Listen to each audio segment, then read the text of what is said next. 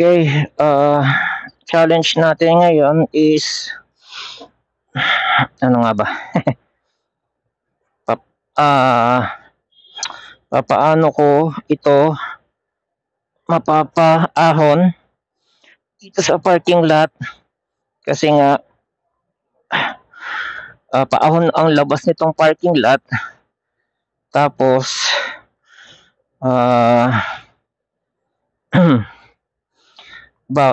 wala akong ahon dahil kailangan ko pa magpalit ng controller. Yung controller, kaya ako aalis kagad ngayon, mabilis lang ako nakapag-gym, ay ikakabit ngayon ng technician number 2. Parating on the way na siya sa bahay. Nang sa ganon, pwede na ako umahon-ahon ng hindi nag-i-stop-stop. Kasi kaya ito nag-i-stop-stop dahil kapos sa kuryente ang controller. Kailangan kong kumuha ng controller ng match ng aking hub. In layman's term, ang controller ay yung pinaka-computer ang nagtatapon, kumukuha ng power sa battery and nagtatapon sa hub. Pag sinabi ko namang hub, yun yung pinaka-motor. Kumbaga yung electric fan o yung motor na nagpapaikot ng gulong. Ando doon siya mismo sa gulong sa likod. Yun. Nag-upgrade kasi ako ng hub na hindi na match sa aking controller. Yan. Kaya hindi na ako makaahon. Kaya ito, bubuluhan ko to. Kaya natin hopefully makabuelo. Diba? Thank you.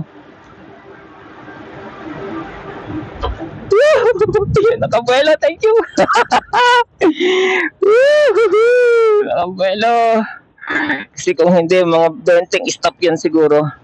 Hindi, mga 15 lang siguro. Or 10. Mga 12.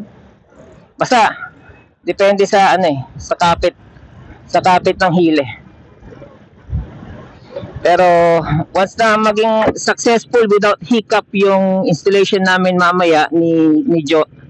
Ano pangalan ng installer ko? John din ba yun? Installation ng hub ng controller mamaya, kung walang hiccup, hindi na ako mamamroblema. Concentrate muna tayo sa driving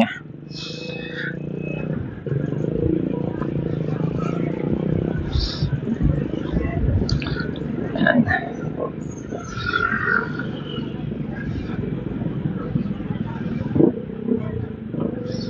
Sarap ng number 1 na ito.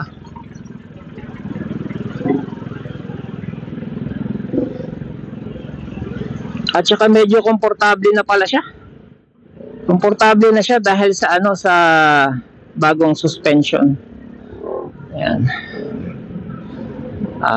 Ramdam mo na yung lambot sa upuan. Siguro sa sa long travel ko ma-appreciate kapag kailangan ko na ng mas malambot na upuan. Kasi upuan na ito manipis yung foam. Ayan. Manipis yung foam. Ma-appreciate mo yun sa long travel.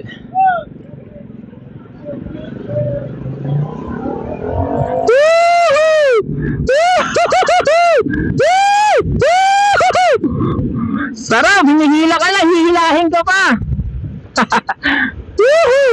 Sa video wala lang, maandar lang, di ba? Pero in real life, may pagka roller coaster ang dating Kaya kung sumasakay kayo ng roller coaster, di mo mararamdaman yung hila niya. Sarap. Parang kada ride mo parang lagi naka roller coaster.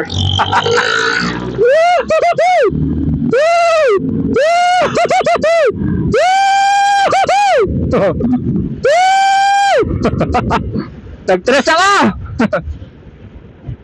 Delikado tres na ito. Lumilipad.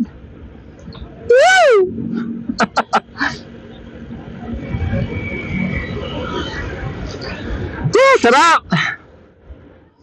Sarap pati yung bagong suspension, ramdam. Naala sa akin.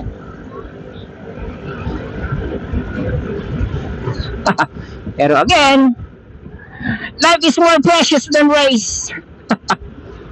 Life and motorcycle and my limbs and my skin and money sa hospital, etc., etc. And time for recovery, time for repair, money for repair, etc., etc.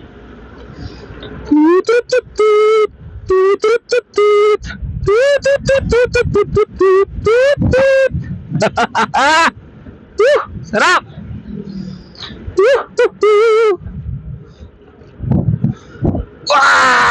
Makaliwa na tayo.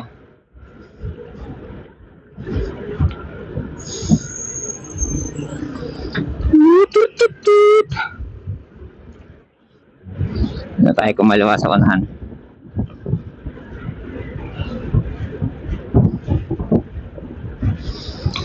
Para legit.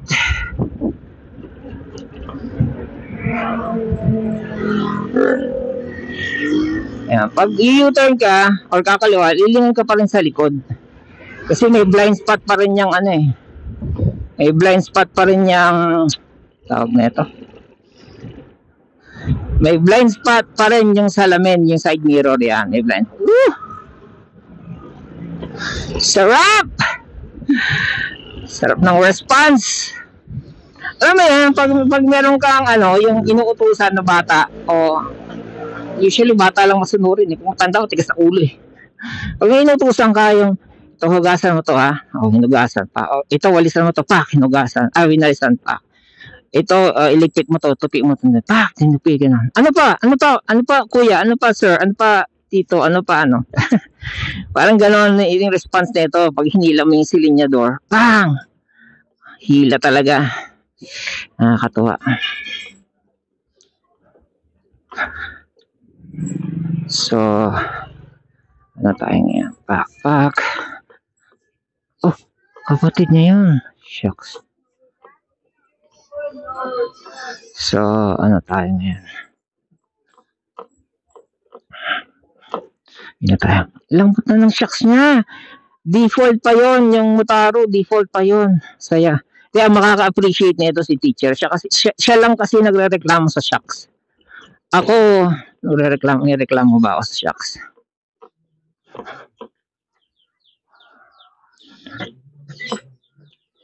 Meron bang reklamo sa shocks? Isipin ko ba kung may reklamo ako? Ako more on ano. Hindi. Yung ano ko lang, yung height pala. Yung habol ko yung height. Gusto ko tumaas yung height para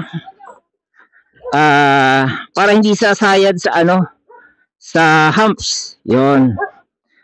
Tsaka siguro pag nasa highway kami ganyan, lalo dun sa ano bang highway, Commonwealth, kailangan mo mag-maintain ng speed tapos malubak yun, doon ko ma-appreciate to. Ako, tsaka sa mga highway ganyan. Okay, see you later. Gagawin na yung hub nito. Mag-meet up kami ng mekaniko sa bahay.